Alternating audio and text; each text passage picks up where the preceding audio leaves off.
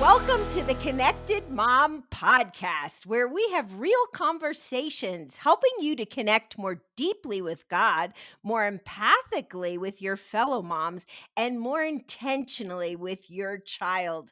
I'm Becky Harling, your host today, and I'm excited to introduce my co-host, Sarah Wildman, because I got to tell you, listeners, she's really the brains behind the operation. So welcome, Sarah. Well, I'm glad to be here. And you got to love technology when it works. We get to be here in 3 different states talking about awesome stuff and about how parenting is sometimes hard, Becky. And I'm feeling that this week. Just this week, I was sitting down with my 8-year-old and he was struggling with some changes. And I literally had to pause and go, Lord, I can't do this without you. So I am so excited about this podcast. It comes at a perfect time for me because I am in the thick of parenting. So that's where I'm at. So I'm excited, Becky. But tell us more about our friend and guest today. Yes. So actually, that exact comment, I had a young mom say that to me this week. She just is like, yeah, I don't even know if I can do this parenting thing this week. So I think we've all had those moments in our parenting journey, but I am super excited about our guest today. She is a dear friend of mine. Her name is Lucinda Secrest McDowell. You know, my kids joke about double namers and how important they are. Well, Lucinda is a triple namer, and that makes her even more important. But let me tell you a little bit about her. She is a storyteller, a seasoned mentor. She engages all kinds of audiences. She helps people connect their heart and mind with the Lord. She's a graduate of Gordon-Conwell Seminary. I love that. She's the author of 16 books. And she also is the co-director for Renew, which is a spiritual retreat for writers and speakers. And she mentors many mamas. More important, probably, than any of that, she is the mom of 4 kids who are all now married. She's got grandkids, which she and I both know is kind of the dessert at the end of a long journey.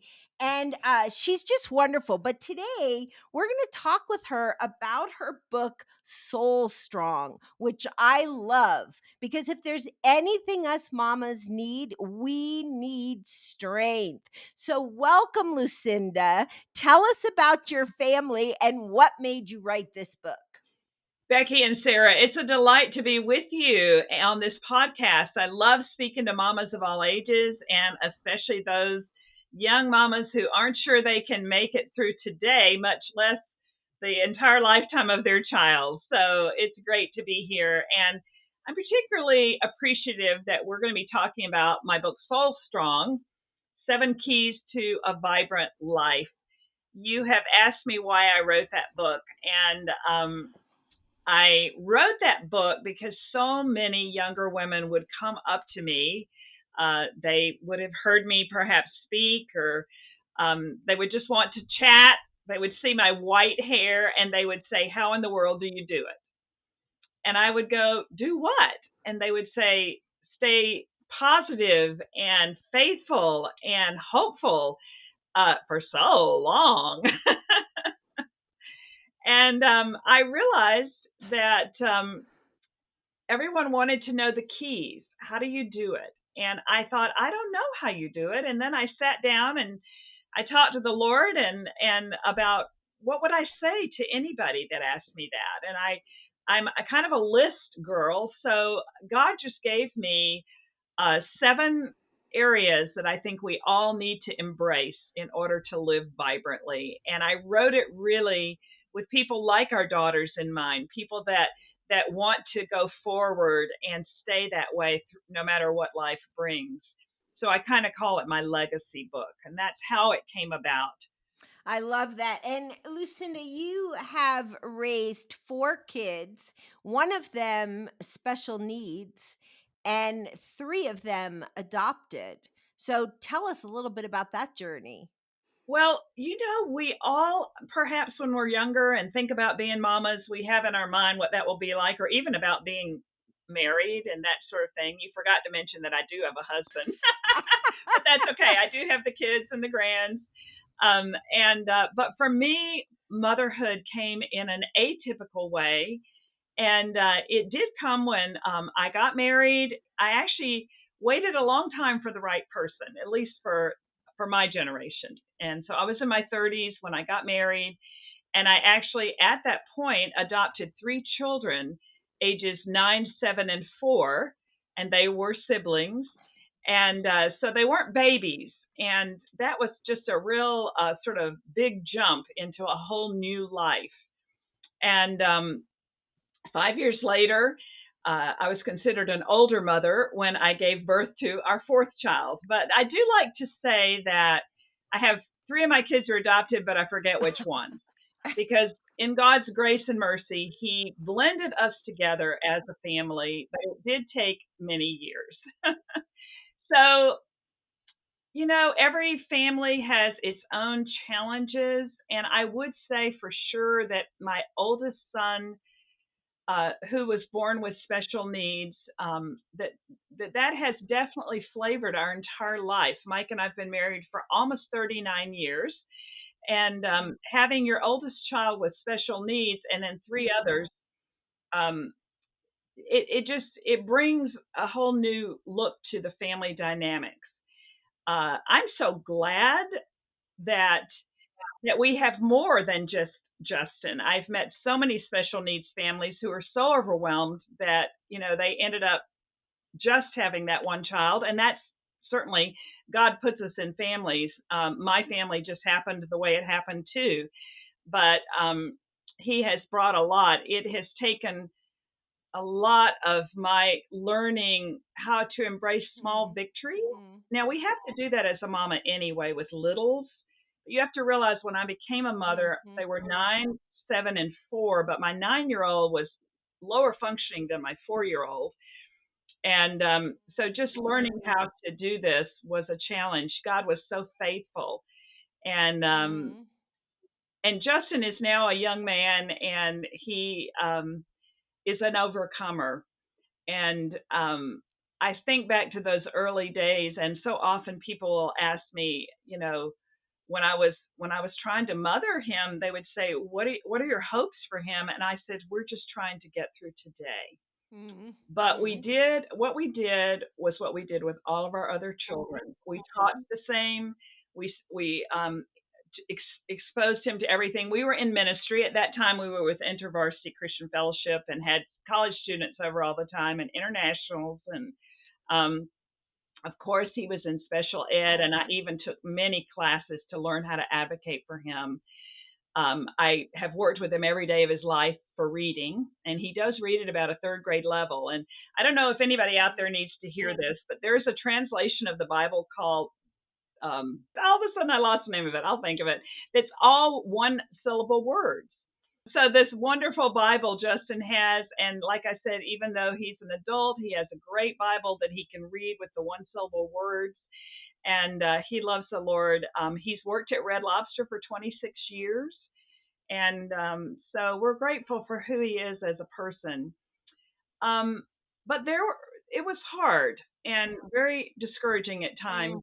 I can imagine that there were many times back then that you probably had that feeling like you didn't have any strength left to parent the kids that you were given, right? Can you think back to a time where you felt that, and maybe how you mentioned that God was so faithful? Is there a time you remember that might encourage young moms who feel like they I don't have that will. strength left? I certainly will. Well, I want to start with the first time, and it was when I was so overwhelmed when I walked into that situation. I was a brand new bride. I didn't even know how to be married, much less be a mama. And I was a striver. I was a type A personality that figured we are going to be the best mama in the whole world. We are going to be the best wife in the whole world.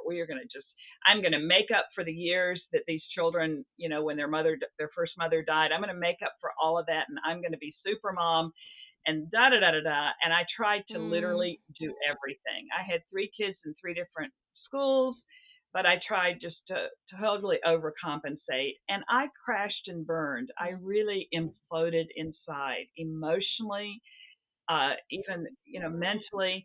And that's when God literally stooped. Now, remember, this is almost 40 years ago. that's when God stooped and lifted me up in his grace. And I had been a believer for a long time. I had been a minister. And yet the God's grace, the gift we don't deserve and can never earn, changed my life because I let go and learned to release and learned to release all those I loved and learned to Mm. respond to God only in the way and what he needed me to do and to leave the results with him. And so I Mm. talk about grace and teach about grace all the time because it changed. It changed me from being a mama that had to orchestrate everything to make it all come out right in the end, right? Mhm. Thinking that you would. Yeah. It to just trusting God every day. So it was that was the first place God stooped and lifted me up. Also, I talk about in Soul Strong, I actually began the book with the key that we have to live loved. And I think this is where you have to begin as a person and as a mama.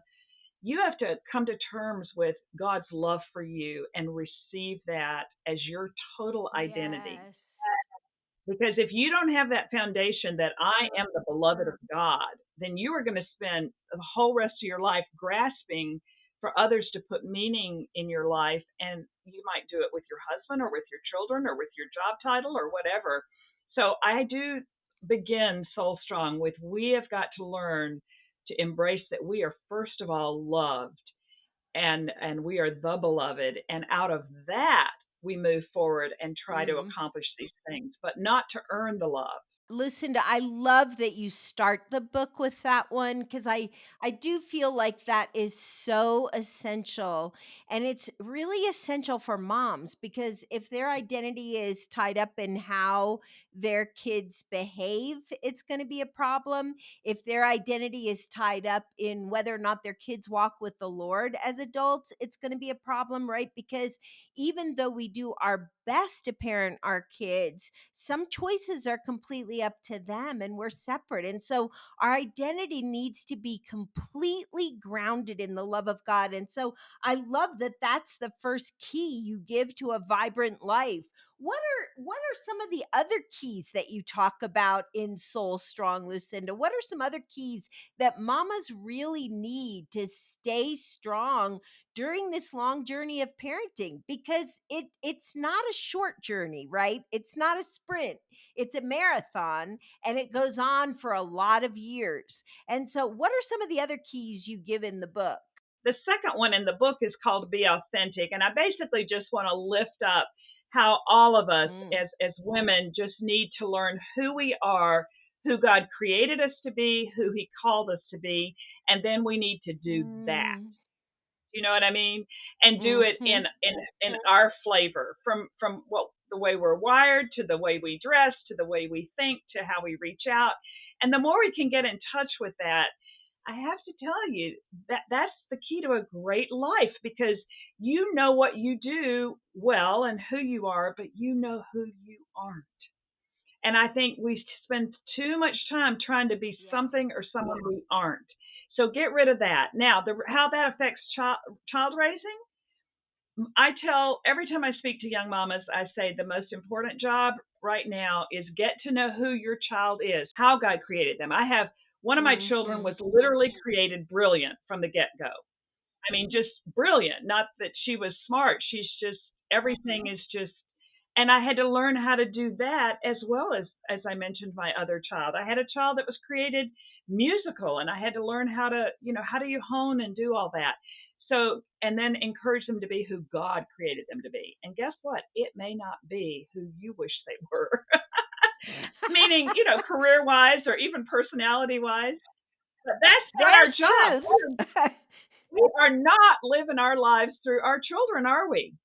So that was the second one. But the third one I want to really lift up because the third key is called dwell deep. Okay, so talk about that one, Lucinda, because what does it really mean to dwell and find our strength from the Lord? What does that look like in the chaos of motherhood? In the carpool lines, in the soccer runs, in the running to music lessons, and all the things. What does it look like to dwell? To dwell deep looks like life. And I'm getting teary just because the truth is, we're all given lots of great gifts and talents. We could go for quite a while in our own strength. But I want you to know it gives out at times. You know that already, you mamas. And when that happens, what do you have on reserve? What is in, like you talk about a bank account where you find out you're overdrawn? Hello. What happens with that account of reserves of spiritual strength that's deep in your soul, in your, as the Bible calls it, the inner person? And that's where Christ says he wants to make his home in you, is within. He wants to dwell in you. He wants to come in and abide in you. If we are not taking time to make that happen, then when we get that phone call, that medical diagnosis, that crisis, we are overdrawn in that department. We have nothing to pull out. And so that's why when I say what dwell deep means, is it means life to you, friend. So, one of the steps you have in here is called overcoming pain. And you had a child with special needs. Maybe moms out there don't have kids with special needs, but they have other forms of pain because God allows each of us to have a measure of suffering in our motherhood journey. So, pain might come in different ways, in different forms. And what does it look like to overcome pain in motherhood? What does that step look like for us? That step looks like release and receive. It's something that I do physically. I literally every day, whatever that pain, whatever that suffering is, I release it to Jesus, and I just give it to God. For as a mama, it's every moment the names of your children and all the concerns, and you know some of the concerns, but there are plenty that you don't know. I assure you. You Mm. give that child, you release it, you surrender it to God who created them and loves them more than we do. But then you keep your hands open because He wants to give back and you receive. And this is how the overcoming pain, all those hurts, all that suffering, he will give you back what you need. Now, if your hands are clenched and you're just so stressed all the time, you cannot receive, nor can you release. And so the overcoming pain chapter is all about God bringing beauty from ashes, but we must make a choice. I have a companion book to Soul Strong called Life Giving Choices, and we must make a choice every day. Are we going to respond? Or are we going to react? Are we going to move forward? Or are we going to stay in this rut? And so I believe with overcoming pain, we must choose to become better and not bitter. And some of our attitude is the choice. We don't have control over the healing part or we don't have control over the paths our children's take. There's a lot we don't have control over, but that's where the surrender comes. And then we're receiving what God says. And if you are in pain with a child right now, I would like to just say the story is not over yet, dear friend. You keep releasing them to God. Mm. I love that. I, like you, Lucinda, have 4 adult kids, and they're all married, and they all have kids of their own.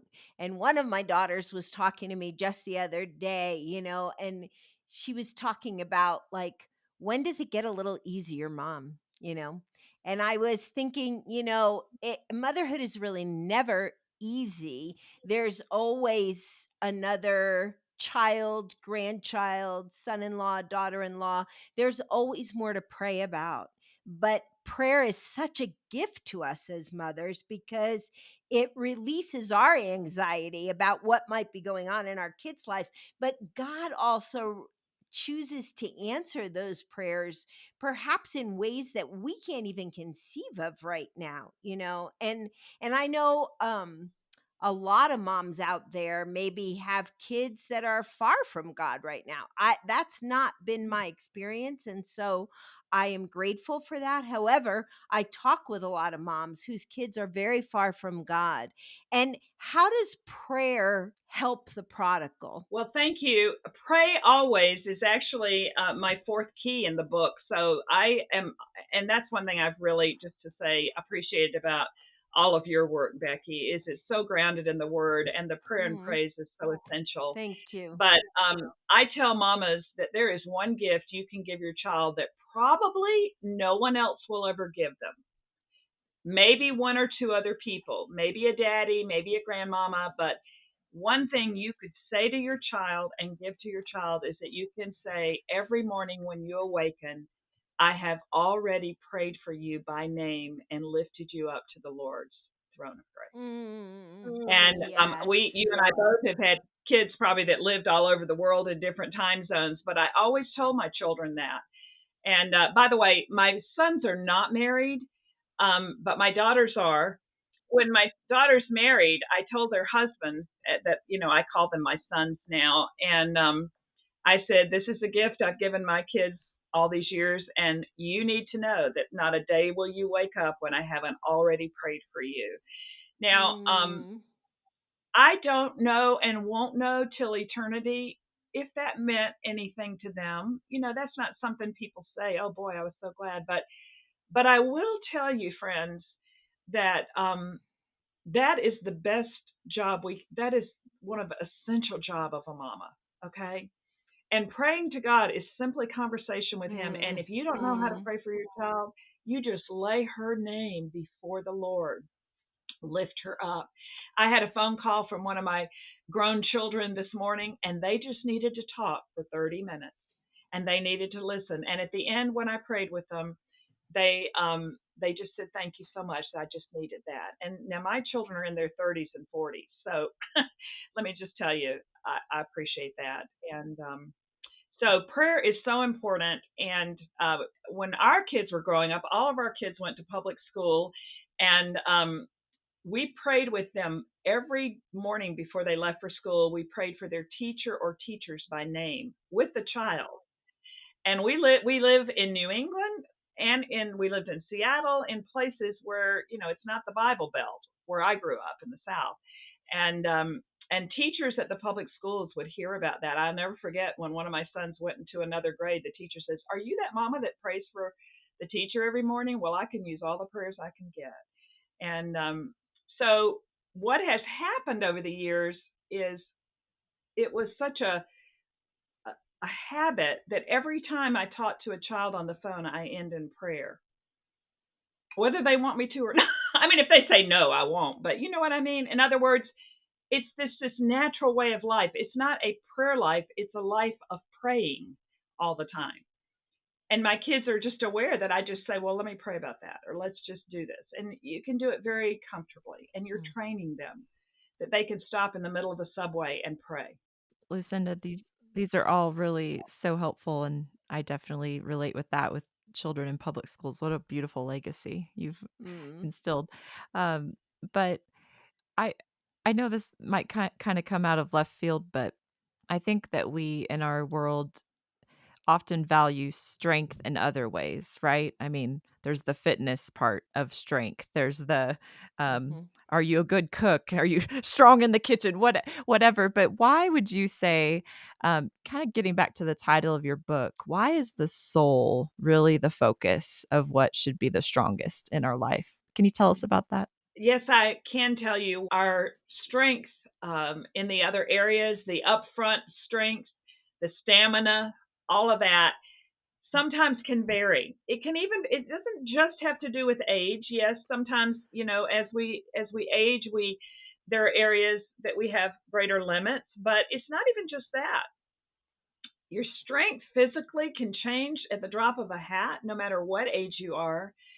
And yet, the person who you are inside, I'm just going to keep going back to scripture where it talks about the inner man, the inner woman, your soul where Mhm. Christ resides. Mhm.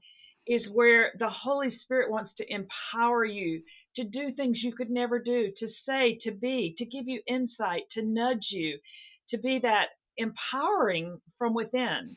And so that's Mm, why I wanted to write about soul strength, because I believe the more we focus on how to be strong within, we've got to keep pouring in and filling up mhm, so that we can pour out, because everybody needs us, right? Everybody who's listening to this have little people or big people who are pulling on them and needing them.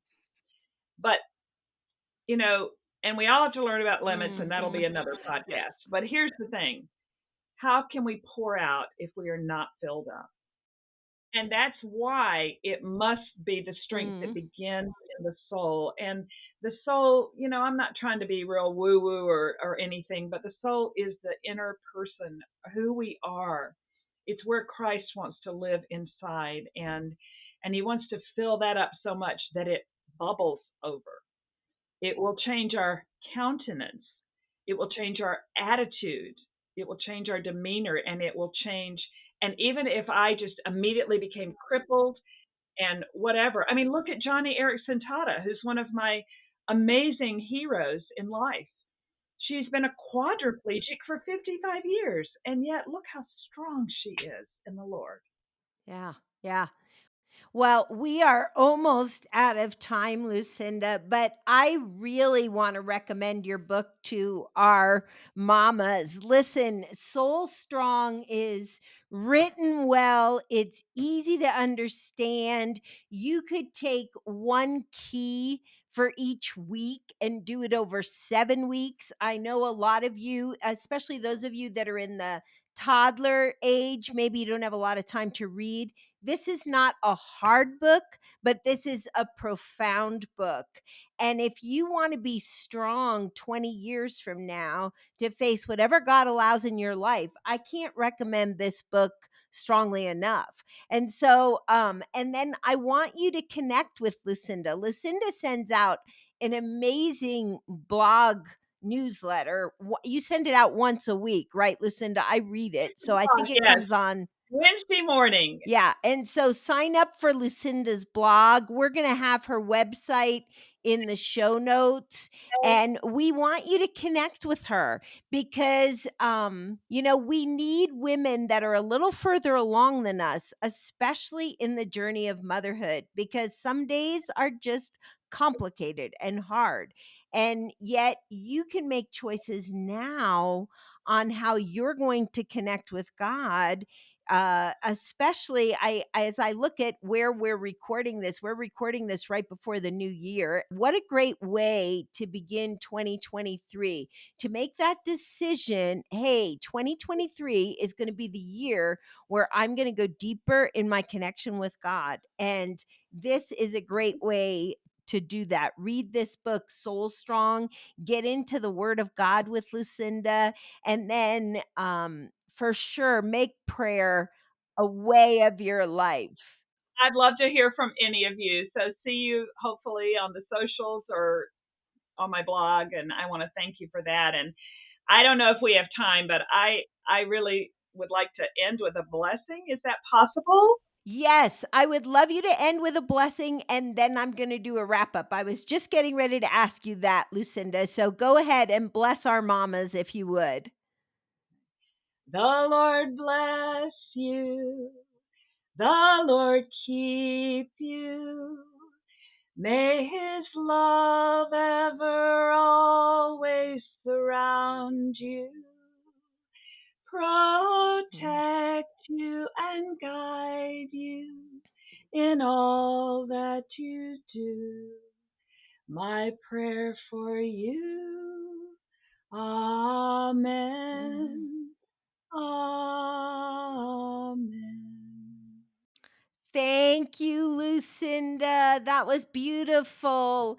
Hey, friends, thanks for joining us today on the Connected Mom podcast. We hope you'll join us next week for another episode where we help you connect more deeply with God, more empathically with your fellow moms, and more intentionally with your child.